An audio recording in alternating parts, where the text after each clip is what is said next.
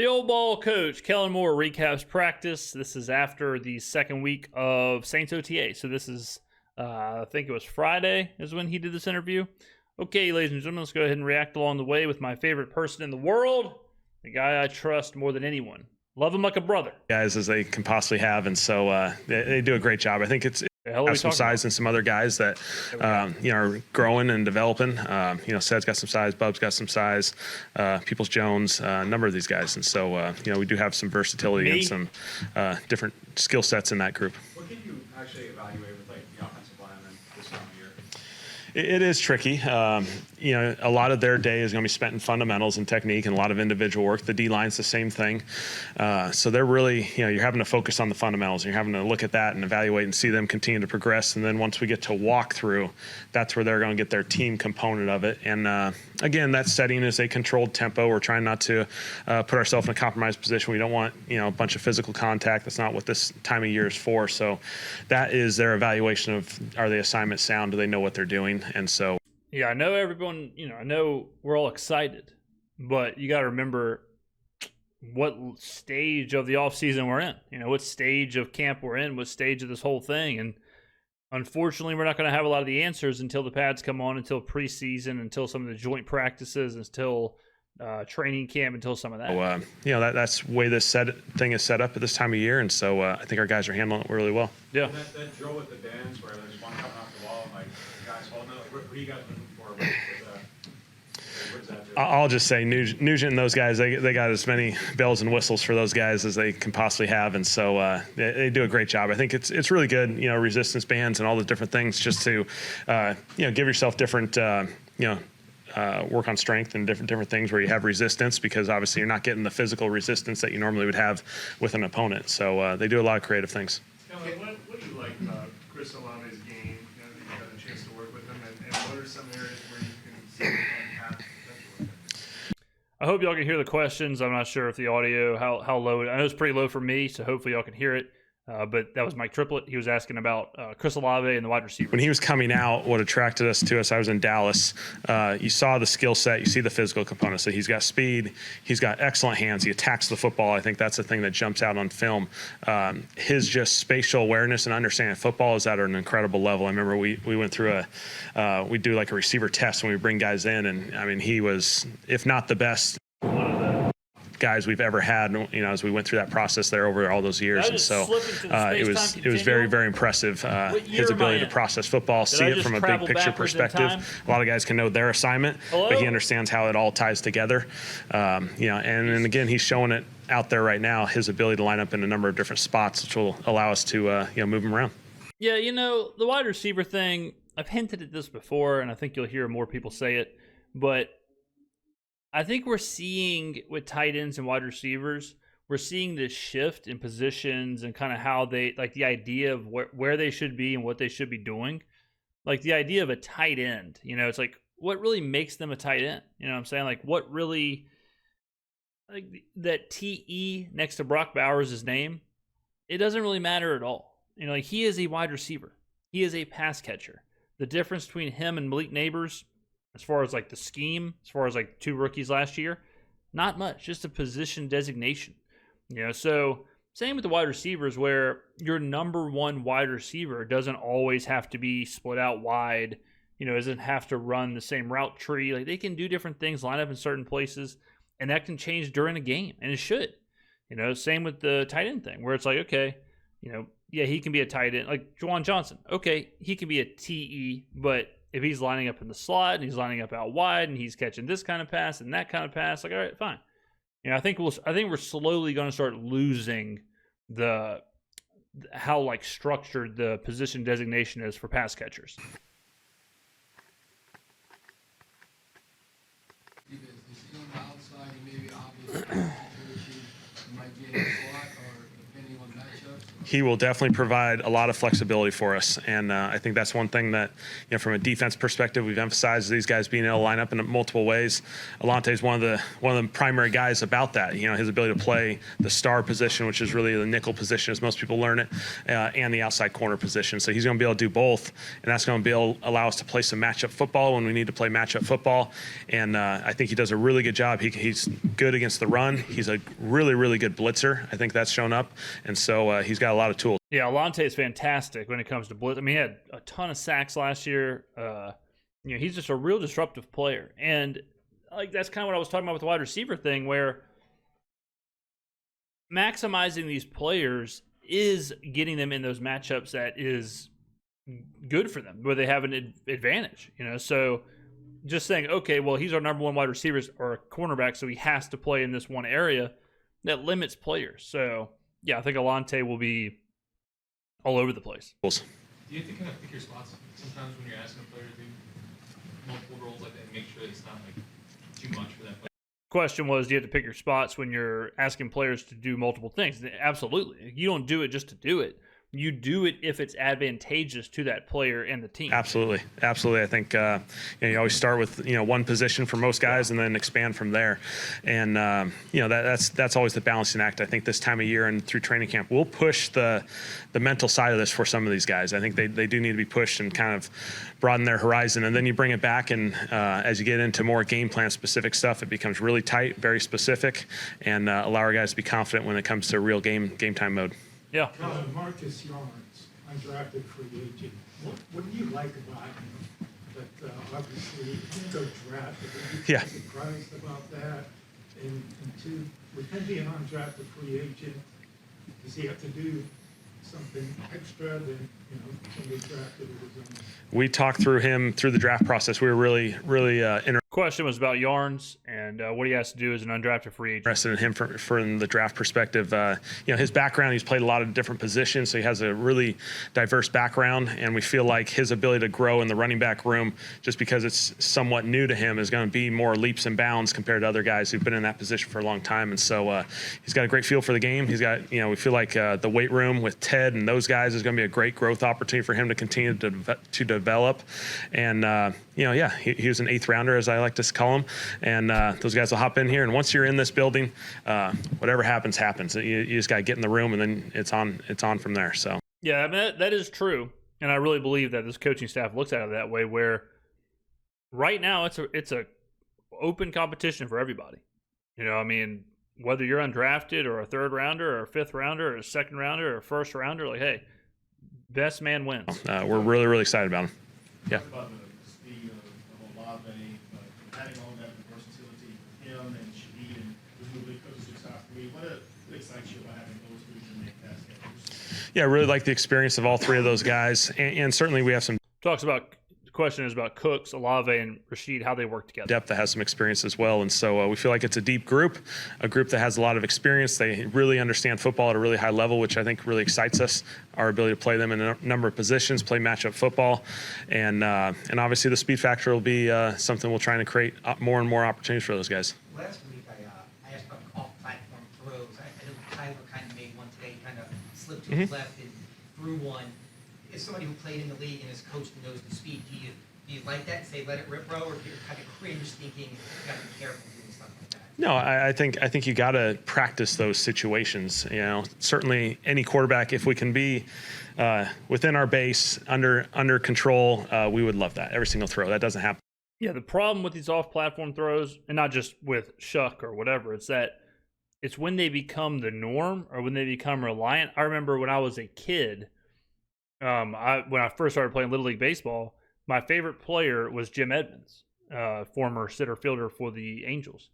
And Jim Edmonds used to make these insane catches. I mean, especially back then, but it was awesome. And I remember when I first started playing and really trying to emulate Jim Edmonds, I would make really, really easy catches really, really hard. And I would, slow down just so I had to dive, or dive anyways, or do whatever just to make a diving catch. And it's good to practice it, right? It's good to practice diving catches and see if you can do it and whatever, but you don't want to always do it. You don't want to sacrifice the easy for the hard. Caleb Williams is a good example in the NFL where you know he can make the off-platform throws. You know he can extend the play. Problem is he does it too much. And he holds onto the ball too much. He extends too much. He rolls around. He bails out of the pocket way too fast. Sometimes he just should eat the play, throw the ball away. So it is a blend of how important it is and how much you should see it versus how much you shouldn't. And again, this isn't about Tyler Shough. This is just in general a philosophy about like off-platform or things like that. In the NFL, you got to be able to throw off-platform and in different goofy positions. I think you can see a lot of the drill work that Scott does with these guys, using bags and dummies and different things that they got to navigate, put them in positions where their feet aren't set and they still got to get into the posture and get into their ability to throw at those different arm angles. So, it's been great for those guys. What have you thought of the defensive line since arriving here? Last year, obviously, second worst in run defense. Obviously, you weren't here yet, but what's your confidence level that group can perform at a high level, and what have you seen from them so far? They've done a nice job. I think Bo, Jay, BY. Impossible to really know at this point. And that's another line of questioning where it's like, well, last year they were second worst in run defense, blah, blah, blah, blah, blah. It's like, okay, well, we're trying to change it. Like we are completely changing the scheme. It's a brand new coaching staff, brand new, so, and yeah, I mean, 2 weeks into OTAs where it's shorts and T-shirts, you're not going to be able to know how that interior line play is going to hold up. But they got three of the best in the league you can possibly have from a coaching perspective, and so we feel like that group's going to be able to develop really, really well. Guys that were here, we certainly added some pieces via trade, free agency, and the draft, and so we feel like we got some depth there that we're excited to let these guys roll. And obviously, a lot of their evaluation comes in training camp, just because that's when the pads come on and you get to evaluate that. And obviously, the run game is going to be a huge factor of that on both sides of the football. Kellen, speaking of traditional sizes and speeds and stuff like that, I know we've made a lot of 3-4 versus 4-3, but when you see these defensive ends that you have, Chase Young, Carl Granderson, Cam Jordan, Isaiah Foskey working on the edges, how hard is that to incorporate into, I know Brandon in the past has worked with a lot of 240, 250 on it and stuff. Is that a natural transition? I think. Question is, how is it for these defensive ends to transition from the 4-3 to the 3-4? Their number one objective, they're edge rushers. Their job is to rush the quarterback, and we're never going to lose sight on that. That's the number one priority and objective of that position.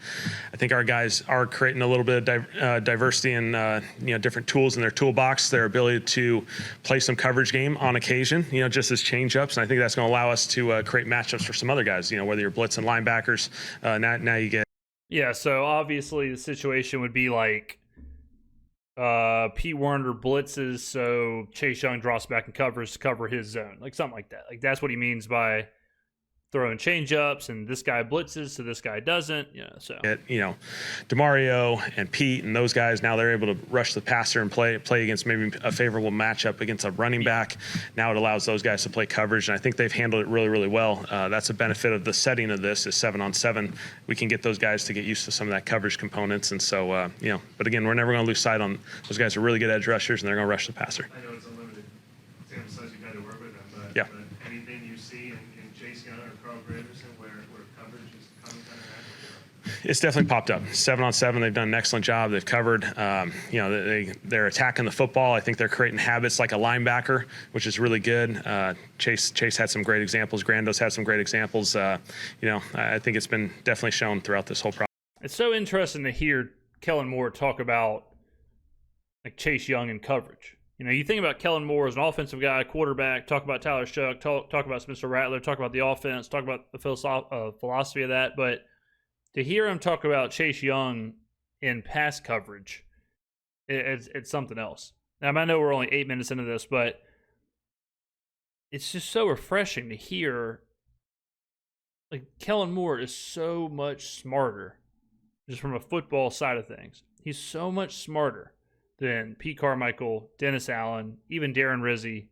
Like, it's just a completely different press conference. It's a completely different vibe. Process. Kellen, in your experience calling plays in the NFL, is teaching the RPO game changed, maybe gotten a little easier, just considering how much of that is used in college football now? I mean, Spencer ran, is that crazy? That's a good question, and absolutely. So the question was, is it easier to teach the RPO game because it's so prevalent in college? Yeah. I think there's definitely some familiarity for these guys in the RPO. We have these RPRs, where your ability to, play the read game and play the throw game and make those decisions. Because there is the one thing with a lot of those plays is there's some that are very, defined, and then there's a lot that kind of live in the gray, and there's a decision factor that you kind of have to have reps and experience on, and it's not exact science with it, whether do you have the advantage to throw it, should you hand it off, and these guys who've done this a bunch of times over the last few years, certainly through college. Tyler was another example. Tyler ran a ton of these, even at Louisville, and so these guys got. See, he says Louisville like I do, and a lot of people are like, oh, it's Louisville. Come on. Yeah, Kellen says Louisville too. A lot of experience on it, which I think will be great for us. Who's your best paintball player? So Nick asked, who's your best paintball player? Of course, the Saints played paintball as a team-building exercise. We covered that video. It's a great question. Pete was pretty good. Trying to think who, Bink had some good moments. He tended to get out fast. We had we had a bunch of guys, but it was fun. So. Did you participate? I did participate. We got second. Are you a good paintball player? I'm not. Could you have any welts or bruises anywhere? Everyone's got a couple. Yeah, everyone's got a couple. No injuries. No, we're good. Could you expand on the story you're telling about Chris?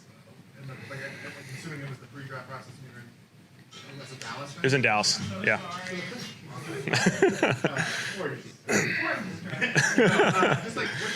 I mean, it's just such a different vibe. So if y'all couldn't hear that, I think it was Kat Terrell's phone went off and she said sorry or whatever. Kellen starts laughing. Like, it was not that long ago, literally a year ago, where Dennis Allen was basically making villains out of the media. And he was turning the media and the fans against the team, and that was like the chip on the shoulder. That was the motivation. I mean, I don't want to speak for the media, but it seems like they're way more comfortable in this environment with Kellen, and it has not been that long that Kellen has been at the helm of this thing. And the fact that that culture has already seeped through to him in the media is crazy. What is that, drip? Is that a drip, a meeting tail? What are you looking for? Okay. So in 2022, Robert Prince was our receiver coach in Dallas. And so during the evaluation process, sometimes what you'll do is you'll install, and we do this for just about every position, even right now, obviously, when we went through the draft process. You like to install some portion of your offense or some plays to that player, coach it to them. You may go about your day the rest of the day in some other fashion, watch some film, meet some other people, and then bring them back and see how the recall is.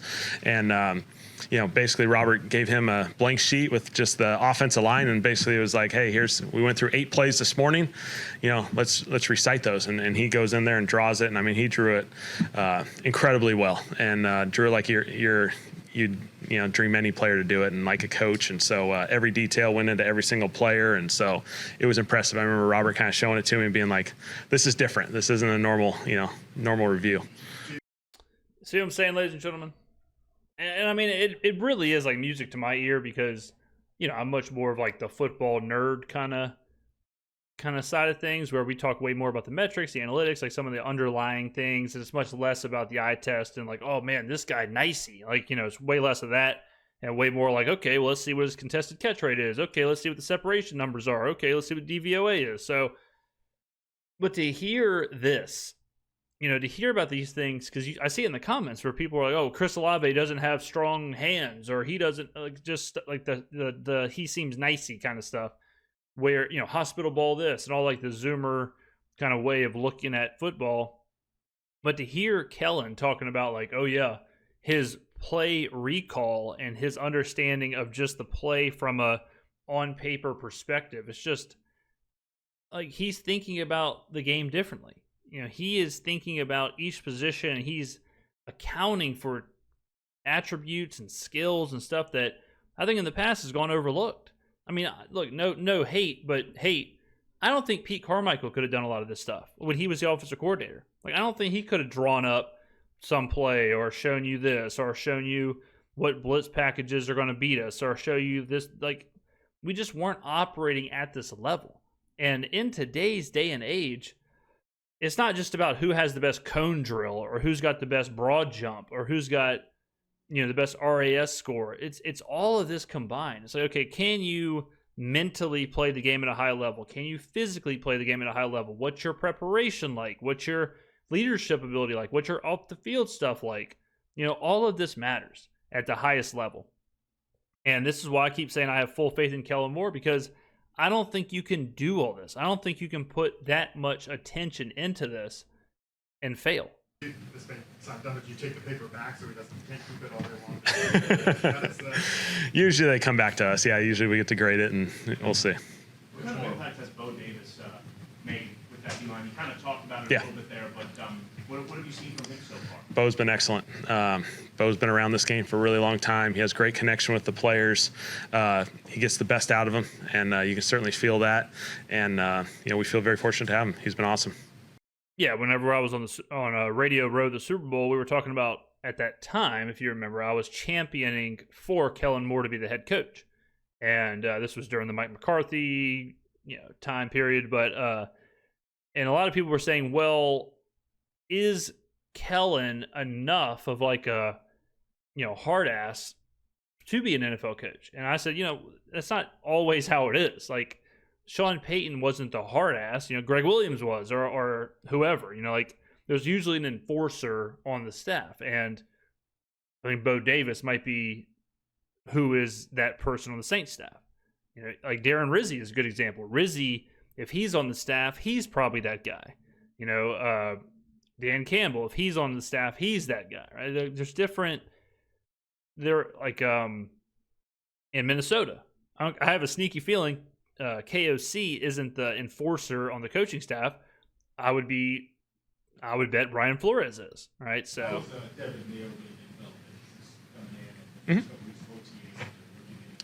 done a great job. You can see that his feel for the game, really high level. Obviously, see some of the past game stuff that's shown up in 7-on-7, and I think one of the things in our walkthrough setting that some people lose sight on from a running back perspective is how hard the pass protection is. And he's picked up some blitzes. Oh yeah, pass protection is huge in the NFL. Just in that walkthrough setting, that you can tell, his brain's clicking really, really well, and he has a great feel for that. And so that's a huge part, because a lot of those younger guys, that's usually their challenge to get on the field, is their ability to play in the pass protection game, and he's done a great job. We've heard that before, and like with good running backs, who it's like, man, they can't play on third down because they can't pass block. They cannot be on the field, and yeah, it's brutal. Like now, so, and a lot of running backs aren't doing that in college. So, definitely something to focus on when you're looking at running backs and like their ability to be on the field. Is, can they do that? Can they pick up a blitz? Shoot the deep balls to touchdowns, Donovan Peoples-Jones and Means. I know it's only 7-on-7, there's no rush, but Sean, the ease which he throws those deep balls, it's very impressive. Yeah, it was a great throw, beautiful. I thought both those guys did a great job. Was the division with Vernon Rotten always like a 3-4 defensive end? I know he played like kind of all over the place. I have no idea. Yeah, he'll be able to play within that group, and so obviously his versatility, I think, was one of the attractive pieces to us. They played in a number of spots at Texas. That's the way they played. Bo obviously had some exposure, A little Vernon Broughton question, and so some background with him. So we felt really, really good about it, and he's hopped in there and done an excellent job.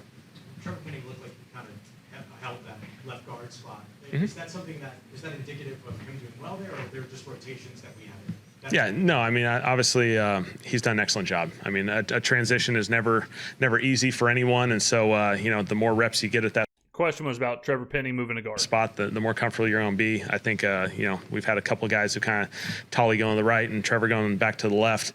Those guys have hopped in there and done an excellent job, and so it's a lot of work. It's a lot of work for those guys, but we've done it early enough that gives them a ton of reps through this process, and then we'll be able to continue to grow through training camp. As OTAs go on here, have you seen Ted Rapp either alter things like plan to what you guys are doing, or I know you shouted them out last week, but like how have you seen it? And is he any different this week, or like how's he gone about installing it? No idea. Yeah, Ted does an excellent job, continuing to grow through this process. Again, the practice component of it, 7-on-7, somewhat competitive. Everything else is more teaching phase. And so we got a lot of time still to develop from a physical standpoint. And so they're still working hard in the weight room. They're doing all that stuff. Ted does a great job of keeping a pulse, tracking these guys from a number standpoint, how much volume, how many yards are they traveling, how fast are they going. And that all allows us to make little adjustments here and there on the practices and then the daily schedule just to make make sure we're getting the most out of these guys and allowing them to recover still so that they can go for it. When we talk about injuries and the Saints having a lot of injuries or whatever, and this is kind of stuff that goes into it of stopping those injuries and stopping some of the reoccurring stuff and making sure that everyone's healthy. And the innovation and that like analytical thinking and all that, it's not just for X's and O's. It's also stuff like this. Like, how can you be efficient with practice and recovery? How can you be efficient with workouts? What are you tracking? The metrics, whatever. So, I mean, even on that end, even on that, it's better than before. The defending position change. How far back did the proposal go? Was it before the draft, after the draft? Can you just say who are some of the voices that were spearheading that discussion on the staff? It was like anytime you come somewhere new, you're continuing to get to know the players, and so that's a process. You just got to get to know them, spend time watching them on film, getting to know them as people.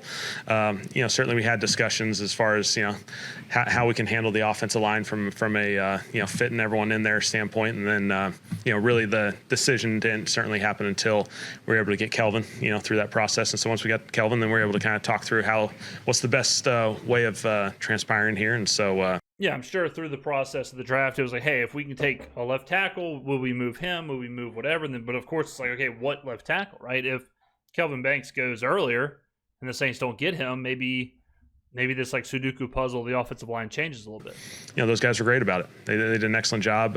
Obviously, we're going to talk through this as a collaborative group, and so certainly, the offensive line coaches, Doug, talking with personnel guys, just to make sure we're all on the same page and seeing the same vision. So it's been great.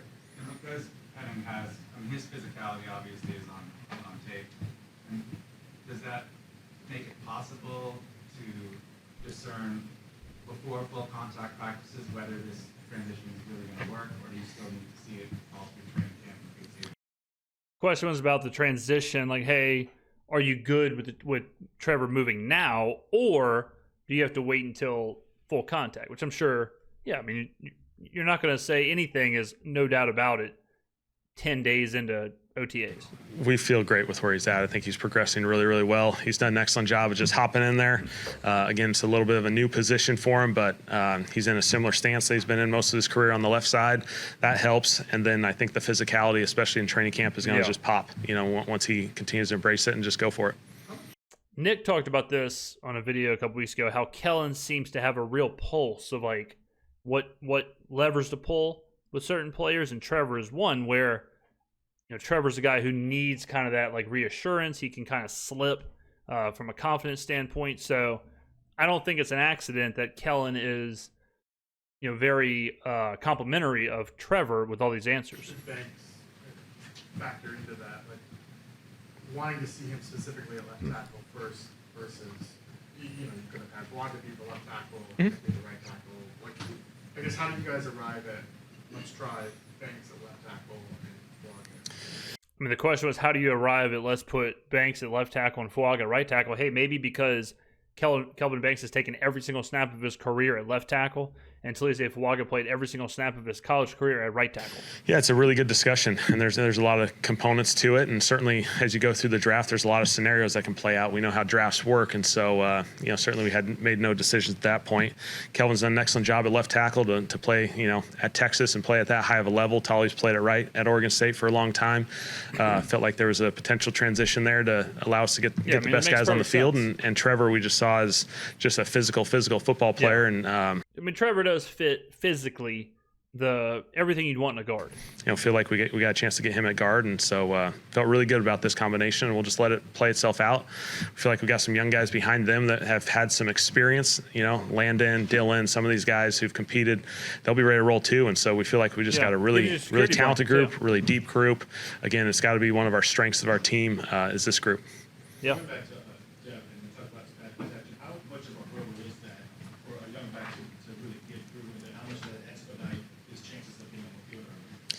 The pass protection part is really, really challenging. There's a lot of rules, a lot of responsibilities. It becomes much more of there's a physical component of pass protection, but the mental side is really what's challenging for a lot of these guys just because there's so many these rush plans, these blitz plans on third down are really, really challenging. And so they have to have a great understanding of where the offensive line's going, what their responsibilities are. And he's done an excellent job of it. And I think, a lot of times when these guys can handle that, that's kind of their guide to give them more opportunities to get on the field. There's more trust with them. We got to protect these quarterbacks in those situations, and running backs usually have a big part in that. What are you looking for from the wide receiver position to contribute to, like, kind of the other side of that conversation? What are you looking for from the wide receivers to contribute as run blocking? Question was about wide receivers contributing in the run blocking game. It's a big part of it. Receivers got to be able to run block. They got to be able to get to safeties. They got to be able to, get ourselves one-on-one with corners on the edges. That's a lot of times what run games are about. And, they got to be physical with it. And so they're doing a really good job. I think there is a mental component that they got to understand, but, they've embraced it. Is there like you're trying to find willingness just as much as you're trying to find, I mean, obviously effectiveness is always the preference, but are you looking just as much as a willingness to contribute there as anything else? Certainly that's a part of it. Yeah, especially in run blocking or just blocking in general, like that willingness is a huge part for sure, especially for a wide receiver who it might not come wholly natural. There's a mental side of it, on understanding your assignment, and then there's the physical component, which comes down to fundamentals, the finish part of it, the play style. There's a lot that goes into that, and those guys, I think our guys have done an excellent job. They just got to embrace it, go for it, and it'll lead to big things. Do you feel that, there's a lot of conversations about kind of like the size of the wide receiver room and things like that. It's part of the conversation we were just having today. Do you feel good about where that is? Yeah. I think, size, yes, that's a part of it. That naturally helps you maybe physically from being a good run blocker, but some of the best ones we've had aren't the biggest guys. So I know your focus is football, and obviously you're working a lot, but we have talked to you about how you're adjusting in your family. Like, we had a rolling blackout last week, and I think we've had like flash flood warnings every day. Do you feel like kind of adjusting to New Orleans? Does your wife say, damn it, rains a lot? No, it's great. Question was about the weather, was about how you feel living in South Louisiana now that we've had some flooding, some thunderstorms, and all that. It's great, except for the lightning siren that goes off every 15 minutes seems like at the facility. But other than that, no, it's been great. So it's been a lot of fun. We've embraced it. We've really enjoyed it. I think our kids have had just a smooth, easy transition. The people part of it's really special. How quickly you're embraced and how quickly they can transition into something. And so it's been special. You find yourself being recognized in public around the city? There's times I probably haven't been out as much as traditional, but we got a lot of work to do. And I haven't seen him. I've been looking for him. I haven't seen him, which is sad. But at the same time, can't imagine he's down to the quarter too much. All right. Sorry about the audio. I don't know why the Saints cannot figure this out. Jesus, give me a call. I will help. But my apologies. So thank you very much for watching. I will see you in the next video.